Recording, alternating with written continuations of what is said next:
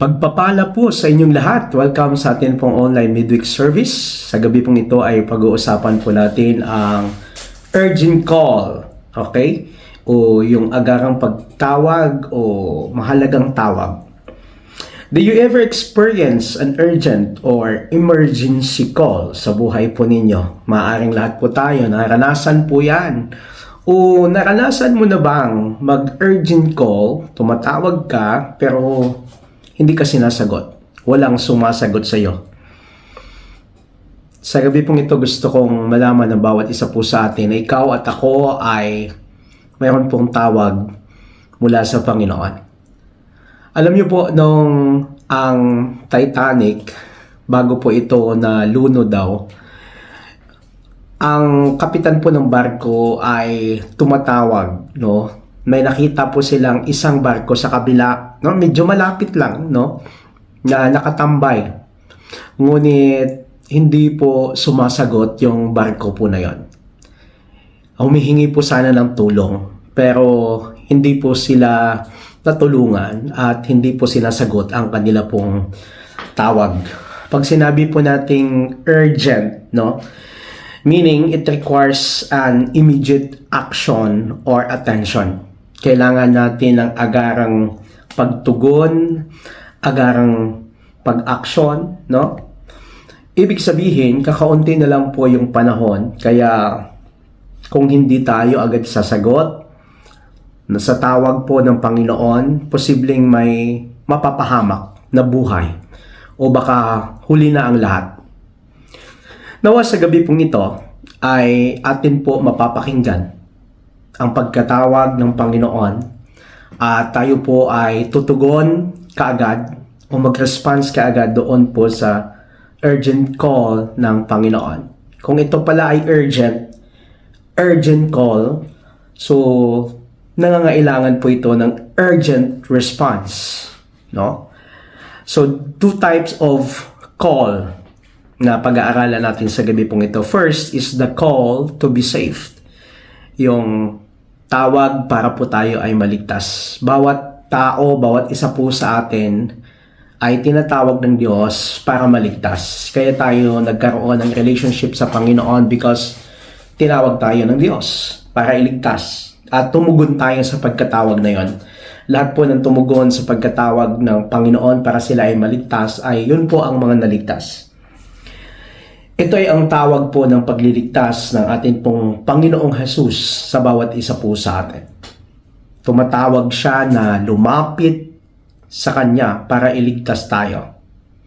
In Roma chapter 10 verses 9 to 10, it says, kung ipapahayag ng inyong bibig na si Jesus ay Panginoon at buong puso kang sasampalatayan na siya muling binuhay ng Diyos, maliligtas ka. Sapagkat sumasampalataya ang tao sa pamamagitan ng kanyang puso at sa gayon ay itinuturing na matuwid ng Diyos. Nagpapahayag naman siya sa pamamagitan ng kanyang bibig at sa gayon ay naliligtas. Sinabi nga ng kasulatan, ang sinumang sumasampalataya sa kanya ay hindi mapapahiya. Alam niyo po, kay Jesucristo lamang matatagpuan ang kaligtasan. Yun yung sabi po sa Gawa chapter 4 verse 12. Kay Jesucristo lamang matatagpuan ang kaligtasan sapagkat sa silong ng langit tanging ang kanyang pangalan lamang ibinigay para sa ikaliligtas na sangkatauhan. Hindi natin kayang iligtas ang sarili po natin o kahit pa yung sinong tao sa mundo pong ito. Kahit gaano po tayo kamakapangyarihan, hindi kayang iligtas ng tao ang kanyang kaluluwa sa tiyak na kapahamakan doon sa naglalagablab na apoy sa impyerno pagdating po ng araw. Kaya po tayo tinatawag ng Diyos na lumapit po sa Kanya para po maranasan natin ang kaligtasan na ibibigay niya para sa atin. Unang dahilan bakit tinatawag ka ng Diyos o tinatawag tayo ng Diyos para maligtas sapagkat mahal Kanya, mahal niya tayo. In John 3:16, sabi doon, sapagkat gayon na lamang ang pag-ibig ng Diyos sa sangkatauhan, kaya't ibinigay niya ang kanyang kaisa-isang anak upang ang sino mang sumampalataya sa Kanya ay hindi mapahamak kundi magkaroon ng buhay na walang hanggan. Yun yung unang dahilan kung bakit tayo tinatawag ng Diyos para iligtas. Dahil una, mahal niya tayo. Ikaw at ako ay mahal ng Panginoon. Wala pong tinatangi ang Diyos. Yung kaligtasan ay wala pong exclusivity na tinatawag. Okay? Para po ito sa lahat. Ang problema, hindi po lahat ng tao ay kumikilala at tumatanggap ng kaligtasan at pag-ibig po ng Diyos sa Kanya. Pangalawa, tayo ay makasalanan at nawalay sa Diyos. So, kailangan tayong iligtas ng Panginoon. Una niyang dahilan, dahil mahal niya tayo. Pangalawa, dahil tayo ay makasalanan at nawalay po tayo sa Diyos. Sabi ng Roma chapter 3 verse 23, sapagkat ang lahat ay nagkasala at walang sino mang nakaabot sa kaluwalhatian ng Diyos. Pero tatandaan natin, mayroon pong good news.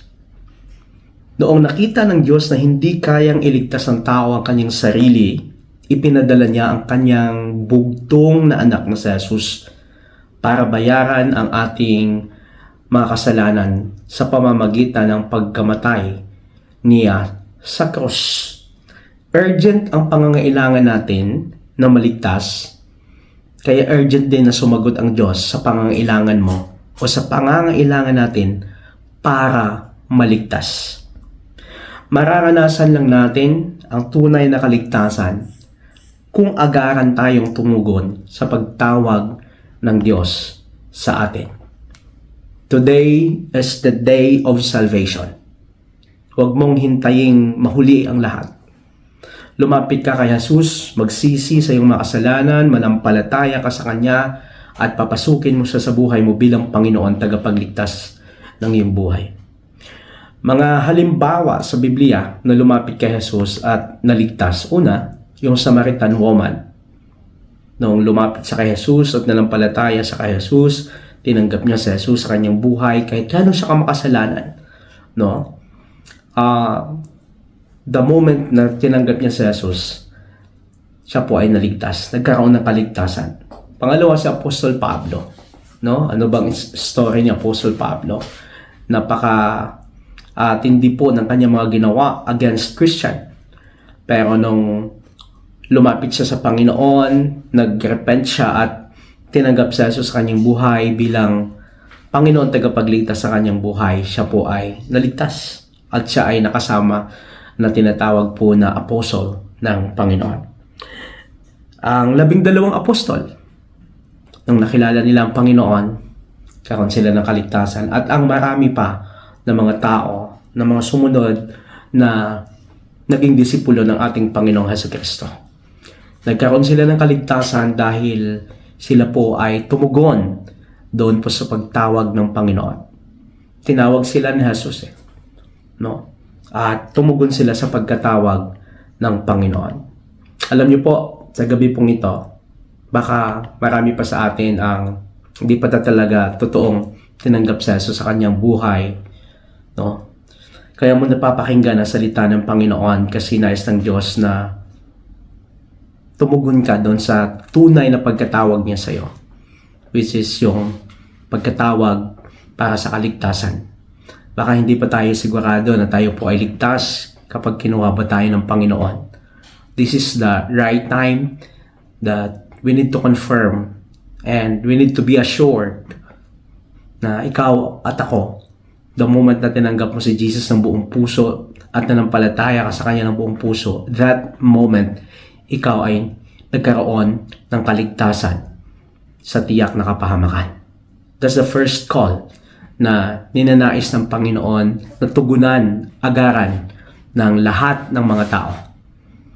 Kung ikaw at ako ay tumugon na, naligtas na doon sa pagkatawag ng Panginoon, na tumugon na sa tawag ng kaligtasan, it's our time na ibahagi din yung kaligtasan na yan na natanggap natin mula sa Panginoon.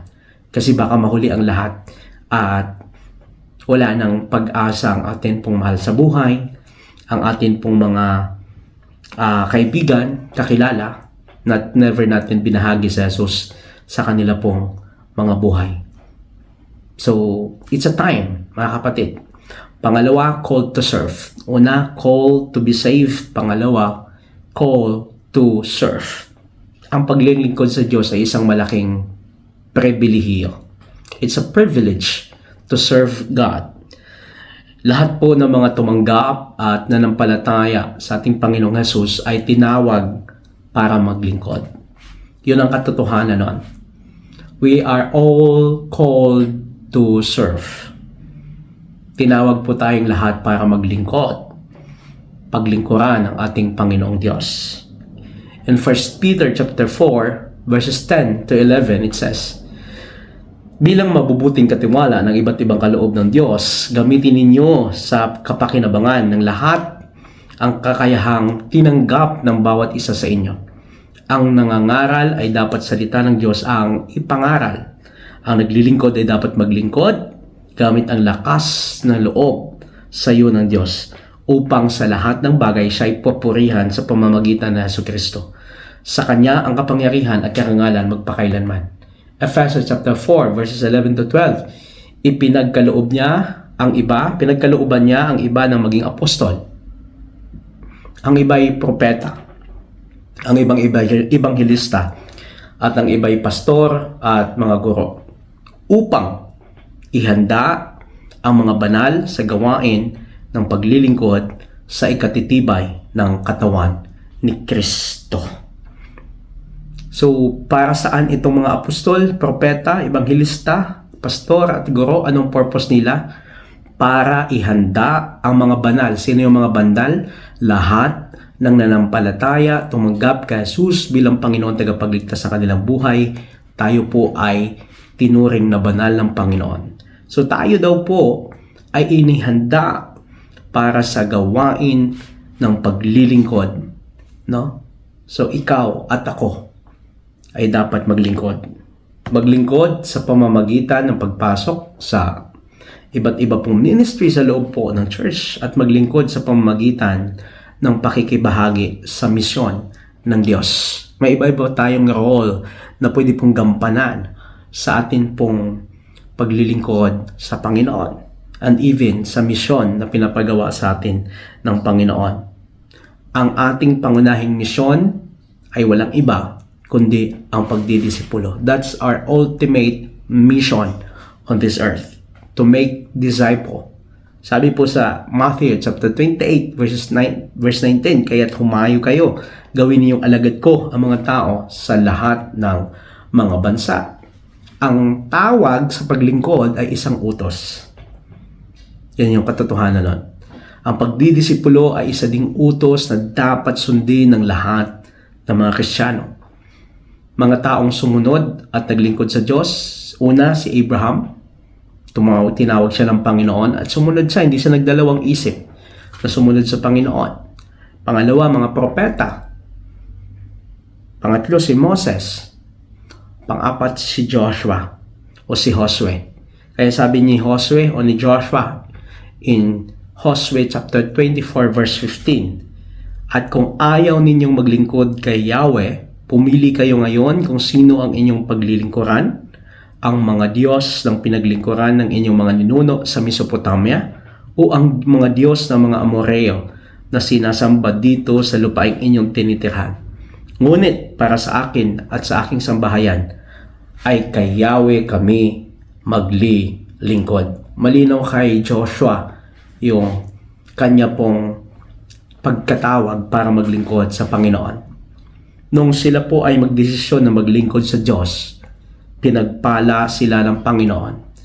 Hindi lamang ang kanilang buhay, kundi pati ang sumunod na ikaapat na kanilang salinlahi. Kapatid, there is blessing or there is blessing in serving God. May pagpapala po sa paglilingkod natin sa Panginoon. And many people only want to see Jesus